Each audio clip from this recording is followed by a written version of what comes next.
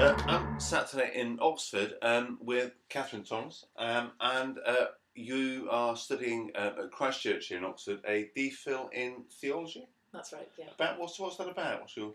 So I'm looking particularly at mysticism and arguing for a new conception of the mystic as a role. Mm.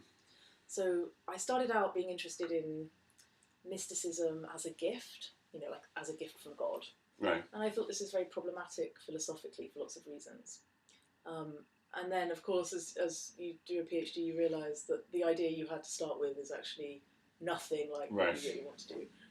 And so I started looking at the role of the mystic within Catholic theology, and particularly within the Church, and decided that there was a particular type of mystic. So out of all the mystics that exist, that have written books and texts that are used by the Church, there are particular mystics that I think fulfil three categories. Okay. And these three categories, if you find these mystics that fulfil these three categories, they are what I term the liberating mystic. So I've argued that there is a particular type of mystic. So you had to initially, I guess, that meant coming up with a kind of typology of mystics, different sorts. They weren't all the same. Yeah. The mysticism wasn't one thing. Yeah. But then within that typology, this is kind of liberating mystic. So what marked them out as what kind of liberation do you mean in that sense? And what was it, the feature that they had that meant that they fit into that category?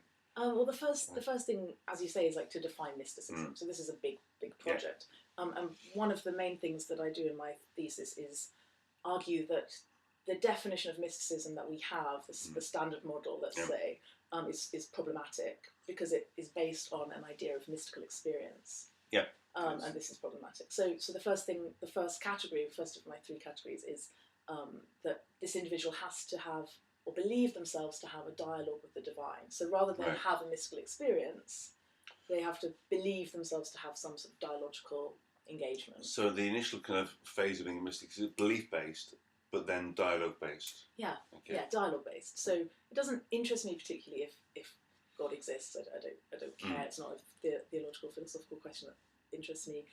But for these people, they understand that they are engaging in a responsive dialogue with. So that's foundational to their understanding. Yeah. So that's the first category, that they believe themselves to have dialogue with the divine. The second category is that, and this is I think one of the most important, that they take political action based on that dialogue. So I define action after Hannah Arendt. So the second category is this idea of Arendtian. And that narrows down the amount of mystics you're interested in quite substantially. Yeah, although perhaps less than you would think. So when we think of mystics, we don't necessarily think. We think of people alone in caves or in their houses or wherever, but we think of them very much as kind of solitary figures rather than engaged in this kind of wider network. Right, which is why I partly I think very much to do with that definition of mysticism as about experience. Right. Because when mysticism is about mystical experience, then it doesn't matter if you're engaged with anyone else, right? Because it's about and the only thing that comes after that is the struggle to communicate it, which is always kind of failed in some respect. Right. Yeah. Whereas if we say, well, actually, what characterises mysticism is already a dialogical engagement, then that sort of lays the foundations for wider political, cultural, communal action. So mysticism that is dialogical and that leads to action. Yeah. So it's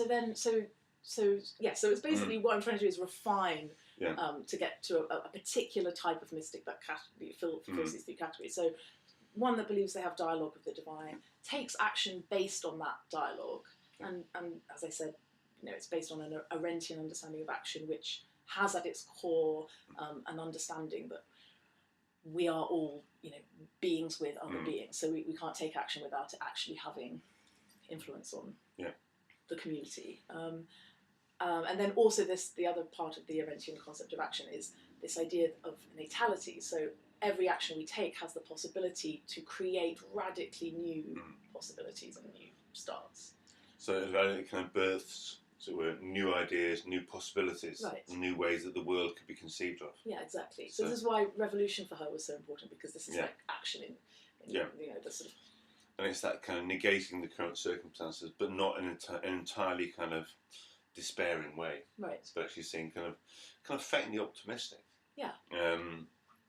faintly kind of modernist, kind of post-war, sense that comes out of that. So that's what you've undertaken to do, and they kind of identified presumably some people fit all those categories, and then you've got some people to work with. Yeah.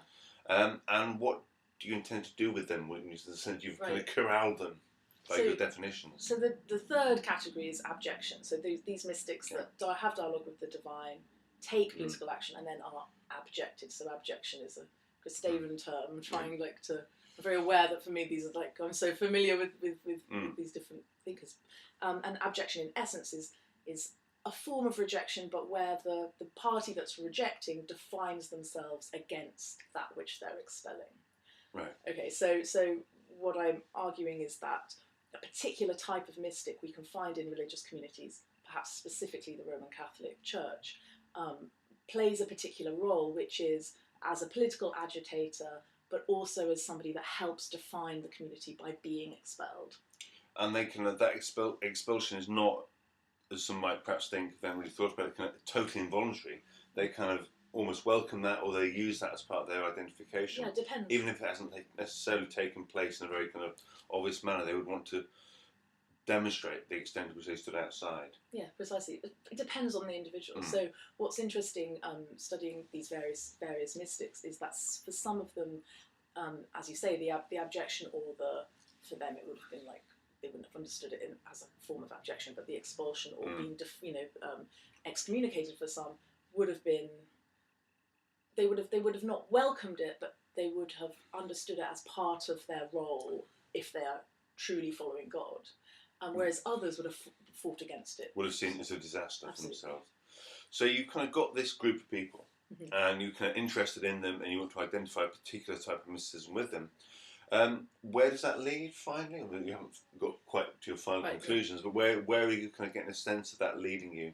What the whole purpose, I suppose, of this is that I'm interested. I suppose I locate my work broadly in a theological framework within feminist liberation theology, and that means that the concern, or the primary concern that I have, is to try and, I suppose, encourage change and liberation from poverty, from economic, social injustice. This is the sort of theology that one should be doing, I think.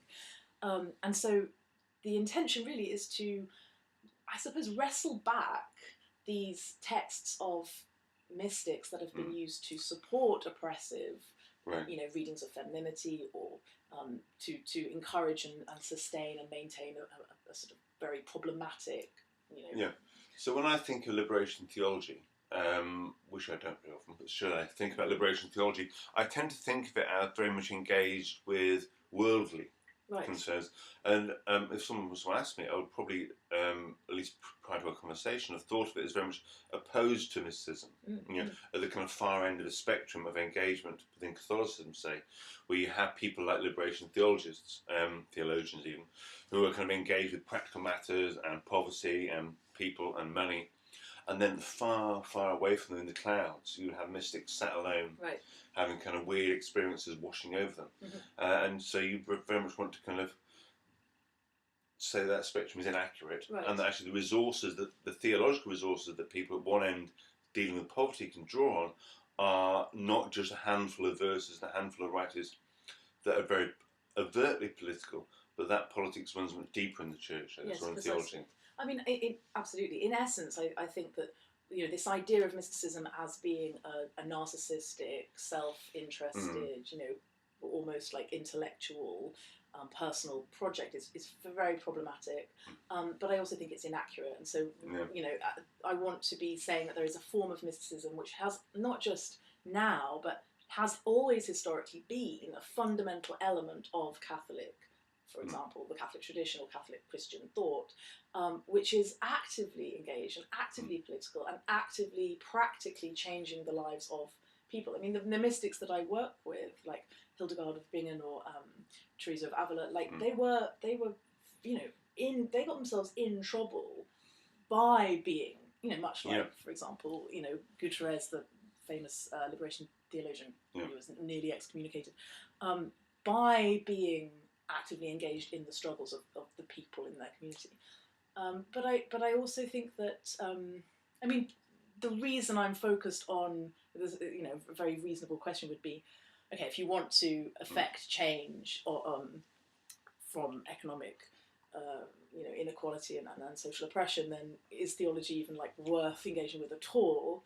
And I think the reality is that the most oppressed people in the world are Catholic women. Actually, like when we look at economic statistics of people that have the least access to healthcare, the least access to economic stability, what we find is that these are sort of poor, uneducated Catholic women.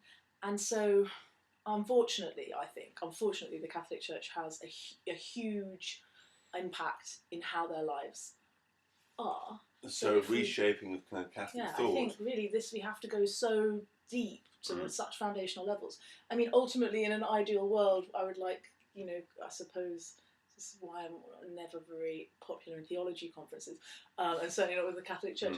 The eradication of the Vatican as a hierarchy and the Catholicism. I mean, I think it's fundamentally problematic. But we can't do that. But what we can potentially do is actually challenge at a very base level. And those mystics actually have, within those communities and within that kind of strand, a lot of kind of respect, a lot of kind of status. So actually a kind of rehabilitation or a kind of rethinking of their work in those terms has the potential to be quite interesting. Yeah, precisely. I think exactly. It's like I want to sort of identify these mystics who have like heavy leverage. And that leverage is being used currently by, problematic oppressive institutions to maintain oppression. And so my project is to try and reread these texts in a way that is liberating. That's the liberation. Fantastic. Thank you. You're welcome.